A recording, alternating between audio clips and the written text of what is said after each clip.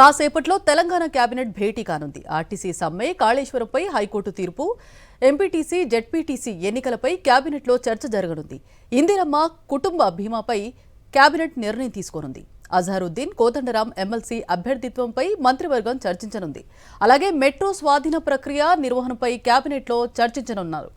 ఇక తెలంగాణ కేబినెట్ మీటింగ్కు సంబంధించి మరింత సమాచారం మా ప్రతినిధి రాకేష్ అందిస్తారు. రాకేష్, కేబినెట్ సీఎం రేవంత్ రెడ్డి అధ్యక్షతన ప్రారంభం కాబోతోంది. అయితే ఆర్టీసీ సమ్మె నేపథ్యంలో కేబినెట్ నిర్ణయం తీసుకునే అవకాశం ఉన్నట్టు తెలుస్తోంది. సమ్మెకు సంబంధించి కార్మికులు 32 డిమాండ్లను ప్రభుత్వం ముందు ఉంచిన నేపథ్యంలో ఇప్పటికీ 29 అంశాలపైన తాము సానుకూలంగా ఉన్నాం. మిగతా 3 డిమాండ్లకు సంబంధించి అధికారులతో వేసిన కమిటీ రిపోర్ట్ తర్వాత పరిశీలిస్తామని చెప్పినట్టుగా తెలుస్తోంది. ఈ నేపథ్యంలో అటు కార్మికులు కూడా వెనక్కి తగ్గపోవడంతో ప్రజలు ఇబ్బంది పడుతున్నారు. ఈ నేపథ్యంలో ప్రత్యామ్నాయ ఏర్పాట్లు చేయాలా, లేకుంటే చర్చలకు పిలిచి వారికి సానుకూల నిర్ణయం ప్రకటించాలని దానిపైన కూడా కేబినెట్లో నిర్ణయం తీసుకునే అవకాశం ఉంది. ఇక మార్చి 31కే మెట్రోని స్వాధీనపరచుకోవాలని ప్రభుత్వం నిర్ణయం తీసుకున్న నేపథ్యంలో దానికి సంబంధించిన ఏం చేయాలి నెక్స్ట్ అనే దానిపైన, ఒకవేళ స్వాధీనం చేసుకున్న తర్వాత ఏ సంస్థతో దాని నిర్వహణ చేపట్టాలి దానిపైన కూడా నిర్ణయం తీసుకునే అవకాశం కనిపిస్తుంది. దీంతోపాటు కాళేశ్వరంకి సంబంధించి ఏదైతే కమిషన్ వేశారో ఆ కమిషన్ ఇచ్చిన రిపోర్టుకు సంబంధించి తదుపరి చర్యలు తీసుకోవద్దంటూ కూడా హైకోర్టు తీర్పు ఇచ్చిన నేపథ్యంలో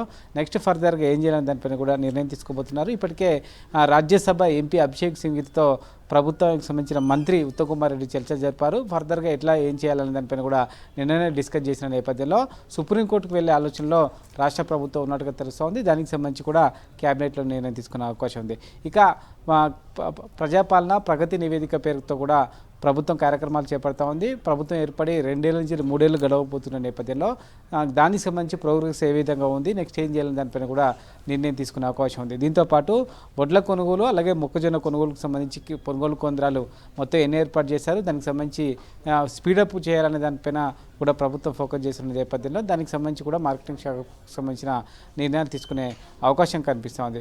ఓవరాల్గా ఇది కనిపిస్తూ ఉంది. అత్యంత కీలకమైనది సమ్మెకు సంబంధించిన విషయం మాత్రమే చర్చ జరిగే అవకాశం ఉన్నట్టుగా తెలుస్తూ ఉంది.